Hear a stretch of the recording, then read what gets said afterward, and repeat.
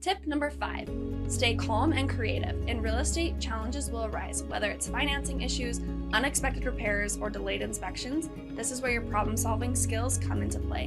When a problem pops up, stay calm and think creatively. Let's say there's a title issue delaying the closing. Instead of panicking, proactively find solutions. Contact the title company, update your clients on possible delays, and explore alternatives like extending the closing date.